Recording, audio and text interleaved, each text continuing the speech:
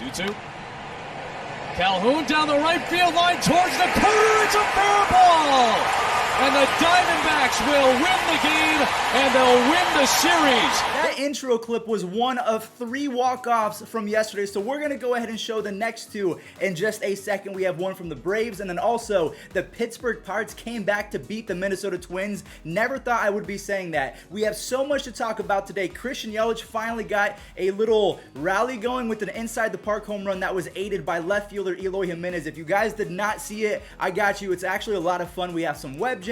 We have so many recaps to talk about, so just buckle in, sit tight, and without further ado, let's start talking baseball. So that intro clip was the Astros getting walked off by the Diamondbacks, and now the Astros are playing .500 baseball, so I'm not sure if they're going to be the team to beat in the Western Division. I think that they still are. They have a lot of guys like Altuve and Bregman and Springer not hitting all too well. Correa is hitting above 400, so I think they're going to be fine in the long run. Now we have 2 other teams. We have the Pittsburgh Pirates getting a walk-off with Kevin Newman getting a pinch hit single, and then also after that, the Braves. This should have never happened because Nick Markakis, he opted out of the season, and then he said, nah, here's my Uno reverse card. He opted back in and allowed for this special moment. Put it past him. Fly ball deep toward right field. That ball's gonna go! Nick Markakis walks us off on the first pitch. You called it, partner. What is going on in LA? So Ohtani is out for the season, but at the same time, hitting home runs. So we know that he has an arm injury, so he's out for the season as a pitcher, but he's still going to be their designated hitter. Max Stassi also hit a home run. They combined for 2 bombs and 4 RBIs, but that's not the story from yesterday. The reason why I'm so dumbfounded and my mind is blown is because Dylan Bundy was Jacob deGrom for a night. He threw a complete game with 10 strikeouts, only allowing 1 run, I think. He was dominant, so special. So that is going to be the key for the Angels' success. If Andrew Heaney can be an ace and if Dylan Bundy can be a solid 2, or maybe he becomes their ace, that's all that they're going to need. So I'm super pumped up for Angels fans because I want them to make the playoffs. And also, it's Mike Trout's 29th birthday. I thought that he was 35 because he's been so special for so long. But yeah, congratulations to Mike Trout and Angels fans everywhere because they got a really awesome win yesterday. It was the Mariners, but whatever. I will continue to rave about this team until they lose. The Marlins are 6-1 on the season. I haven't seen anything like this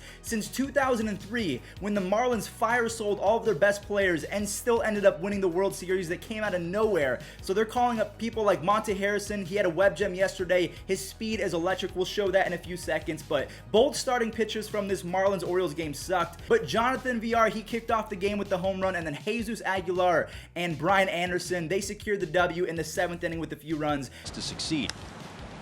Hit it high and deep to left field. That might work too. Drifting back is Smith in the 7th. Oh, now Brian Anderson with a drive out to center field. Austin Hayes off his glove. That will score Cervelli around 3rd. On his way to 3rd is Anderson. They swept the Orioles, and then after that, another sweep. The A's improved to 9-4.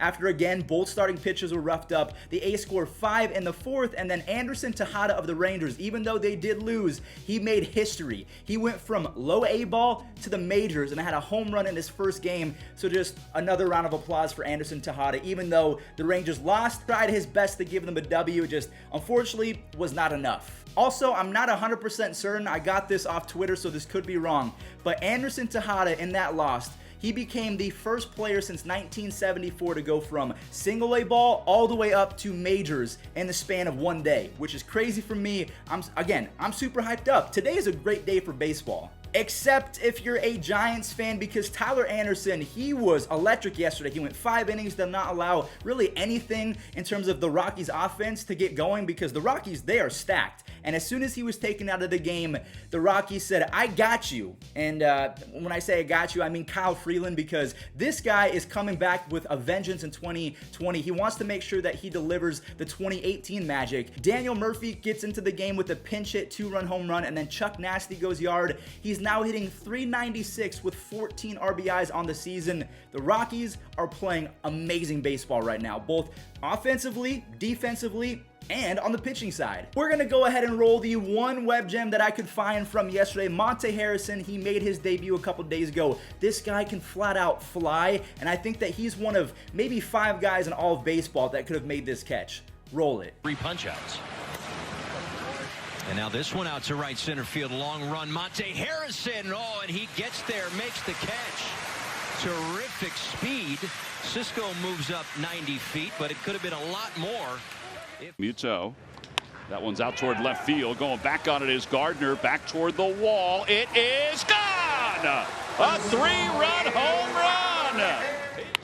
Out toward left center field. Hicks on the run. He's not going to get it. It's a one-hop off the wall. The best catcher in baseball went yard yesterday, aka JT Realmuto. Not JT Fake Muto, JT Realmuto. He had a 3-run bomb off Jordan Montgomery, and the bullpen finally comes in clutch. And also, I need to get one of these jerseys, whether it's Realmuto or Harper. These powder blues for the Phillies are so beautiful. Now, I do want to go ahead and say that even though the Phillies and the bullpen, they came away with the W, one little side note that you Yankees fans should really hold on to is the fact that Gary Sanchez hit an opposite field home run. That's huge. They needed that considering he was hitting below 100. He's been terrible. Eloy Jimenez is going to dominate and be a beast in the batter's box, but defensively, yeah, this is going to happen sometimes throughout the year. And the 1-2.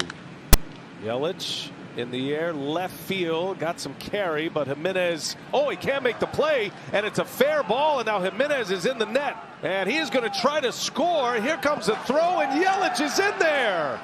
And this game is all tied at 2. Christian Yelich gets an inside the park home run, and he's hitting .333 in his last 7 games, and that's exactly what the Brewers need. Also, Jed Jerko came in huge with the home run off Gio Gonzalez, and then Josh Lindblom, or Lindblom, I don't know how to say his name. He strikes out 7 in 5 innings as the Brewers get a pretty easy 8-3 win over the White Sox. That is their 2nd win in a row against a really good White Sox team, so props to them. Jose Ramirez and the Indians made my day yesterday. And also, I can't forget to mention Carlos Carrasco, who went 6 innings, only allowed 1 hit and had 8 strikeouts, but the offense stole the show. I was watching with my grandpa, and my grandpa really likes the TiVo, so he can fast forward. So I was super behind, but I was so excited to see that Franmil Reyes broke out of his slump. He had 2 base hits, even on some jammed fastballs inside. Jose Ramirez, for the 2nd time this year, he has a home run from both sides of the plate with 2 home runs, 4 RBIs. The Indians scored 10 in the 7th inning.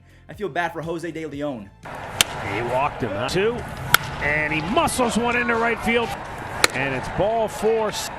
9 pitches in the continues pitching, and there's Jose sends a high fly ball to deep left field. Back is Akiyama at the wall, and it is gone. And then the final game from yesterday, I know that this video is kind of going quick, and that's because there were so many postponed games from yesterday. The Royals ended a 6-game losing streak. They exploded on the Cubs pitching staff. I mean, if we take a look at the Cubs pitching staff in recent games, they had a 1.95 ERA to start 2020, which was the best in major leagues, and that was led by Tyler Chatwood, and I was kind of waiting for this moment to happen. He gave up 8 runs, and it just, yeah, it wasn't stopping there. Whit Merrifield is now up to 4 home runs already, and he's top 10 in fantasy, so good for him. All right, everyone, well, that is going to do it for today's MLB recap. I hope that you did enjoy. There was a few stories that I didn't want to recap because they were a little bit weird with Reese McGuire and the A's bench coach, so if you want to get yourself filled in, just type in Reese McGuire or A's bench coach on Google, and you guys can get educated on that because they were a little bit too raunchy and edgy for me. But thank you guys for watching. Now let's get into this day in MLB history because, again, it's Mike Trout's birthday, and also all of this crazy stuff happened. Stay safe, guys. And there's a drive. Deep right field. It is gone!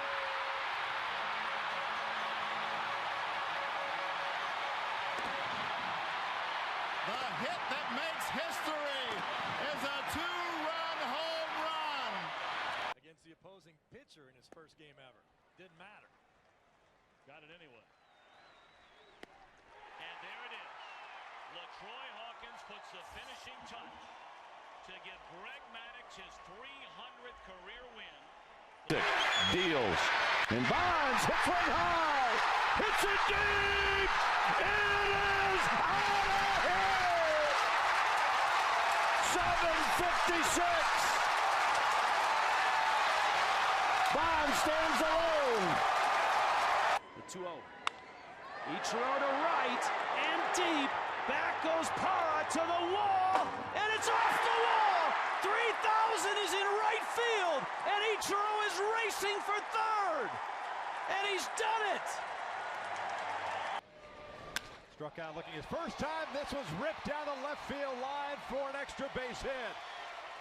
Trout at career hit number 1,000 and does it in grand fashion with his 17th double of the season. In typical